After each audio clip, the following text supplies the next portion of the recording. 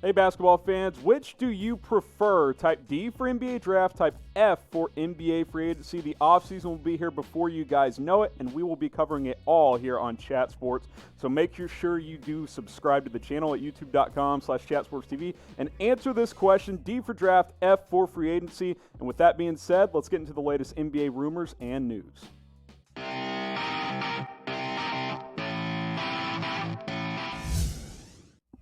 All right, let's talk about the NBA draft first. Lamelo Ball, expect his names to be in the headlines moving forward here as we get closer and closer to the draft. The Knicks are desperately in need of a point guard for the future, ideally a young superstar point guard. Lamelo Ball, despite family controversy, has the ability to become that. Look, the Knicks don't have their long-term option. Frank Ntilikina, decent backup guard, good defender, not a starting caliber guard in the NBA at this point. Dennis Smith Jr., he's a mess. Elfrid Payton, he's a decent player again, but he's more of a role player type. His ceiling is very limited. LaMelo Ball at 6'7", almost 200 pounds with excellent vision.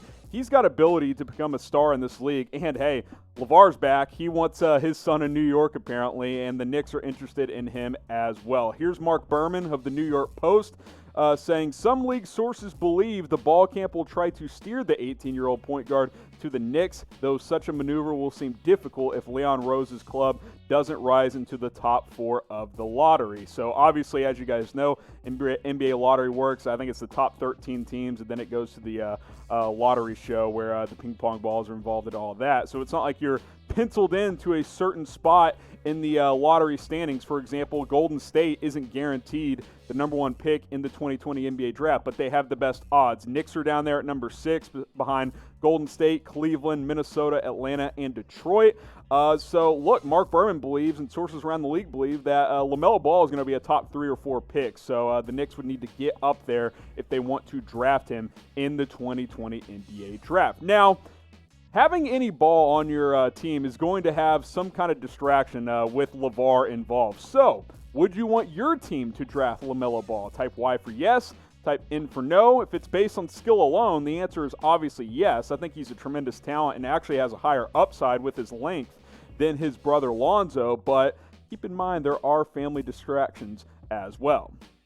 All right, guys, I hope you're all staying safe out there during everything that's going on in the world right now. We still have, daily needs, got to go to the grocery store, do things like that. So why not stay safe in style with an NBA face mask? Go to chatsports.com/NBA mask. You can get a face covering for just $14.99. Now, we've been selling a lot of these, so we're a little back ordered. So the sooner you order, the sooner you are going to get it. Don't wait forever. Otherwise, it's going to take a while to ship to you. Again, chatsports.com/NBA mask. We got all 30 NBA teams available. You can get one of these and stay safe in style for just $14.99.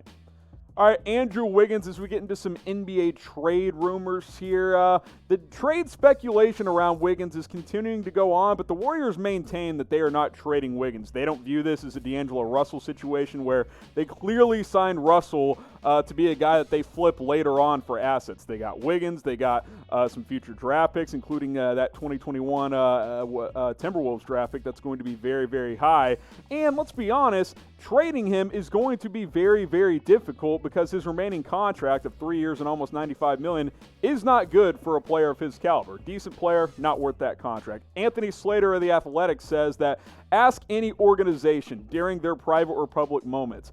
They get Wiggins with the expectations that he will be their starting small forward next season, not just a matching contract to flip like they did with Russell. So Slater's reporting that Wiggins is going to be with Golden State for the foreseeable future, but it's not surprising that there is trade speculation, right? Because Golden State could flip that Timberwolves pick and Wiggins for maybe a third piece to go with Klay Thompson and Steph Curry, along with Draymond Green. Green is also a movable contract. Harder to trade Wiggins than Green, but we'll see how it plays out. He played pretty well with the Warriors this year. Obviously was having a nice season with Minnesota as well. His efficiency was up from the year before, and he's still only 25. There's a lot of negativity out there about Andrew Wiggins, and sure, is his contract bad? Yes, it's not good. 3 more years of almost $100 million for a, above average type of player. That's a little expensive, but he is young. We'll see what the Warriors have him in their plans moving forward, how they plan on using him in the years to come. But as of now, it doesn't look like they will be trading him.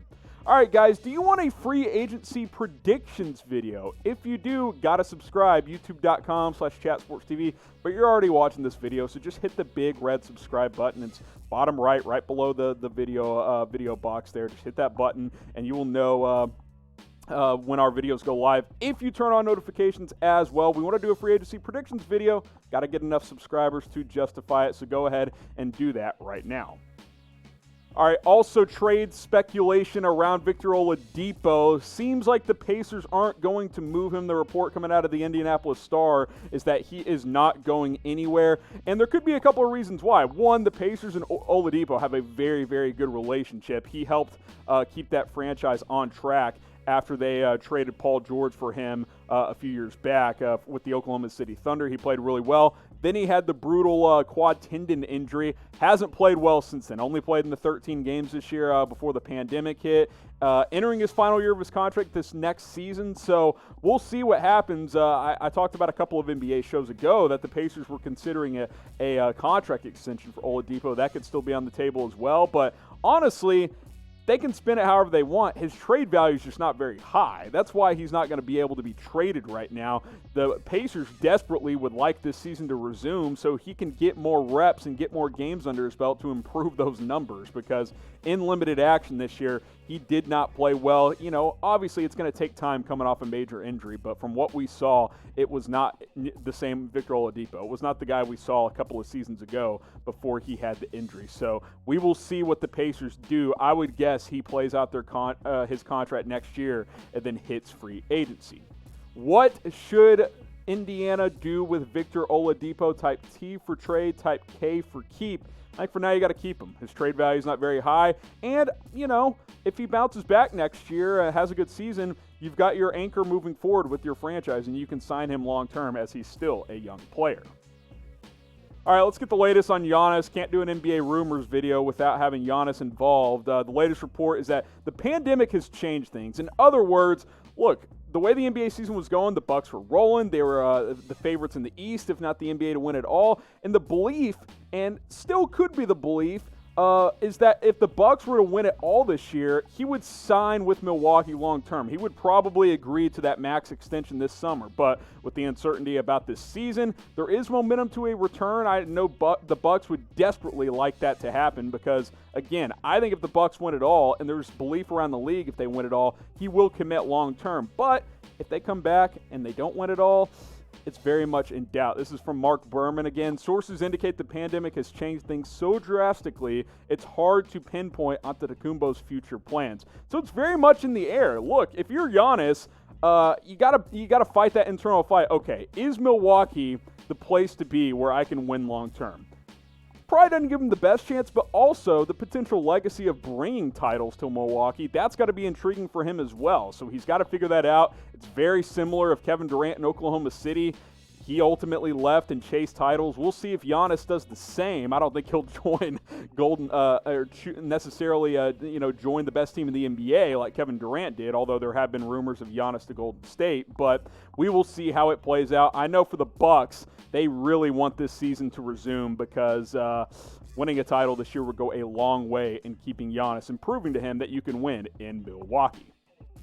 All right, let's talk about this. This is an interesting story. There was an article about the potential next super team. The Clippers were included. And there's also a report that the Clippers could target a third star in the offseason to pair with Kawhi and Paul George.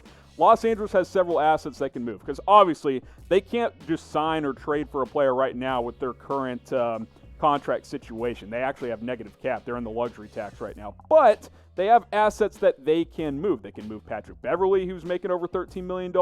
Lou Williams, which I wouldn't do that. He's only making $8 million next year. That's one of the best contracts in the NBA. Zubats, Magruder, Landry Shamet. He's not a lot against the cap, but he is a piece that he's a player that teams are interested in. Montrezl Harrell not on this list. He's actually a free agent this summer, so the Clippers will have to decide if they want to keep him or not. What do you guys think? This is an interesting discussion because we've kind of seen a shift in the last 12 to 18 months. Should Los Angeles keep their depth or form a big three? I actually think that the modern way of building a team is two superstars and good depth. It's working with the Clippers this year. It's how the Lakers have built things. You're seeing teams more go that way. Obviously, Golden State and back in Miami when LeBron was there, they were known for the big threes with those teams those have. But I think two superstars in good depth like the Clippers have is actually the way to go, because what if one of your big three gets hurt? The problem with the big three strategy is those three players eat up 90% of your cap. Kawhi Leonard and Paul George are more than capable of leading this group. Then you have Lou Williams, you've got Montrezl Harrell, you've got all these pieces that can contribute as well. If you get a third superstar, you can't have all of that. Your bench has got to be vet minimum guys. Has it been able to work in the past? Sure, but I actually think this avenue is better. I think the way the Clippers have their roster currently built is very, very good. The Lakers have done it in a similar way as well. I actually think two max superstars and good depth around those two players is the best way moving forward for NBA teams. The Mavericks are going that route right now with Luka and Kristaps Porzingis. We'll see if a team commits to having a big three moving forward, but not sure it's going to be the Clippers.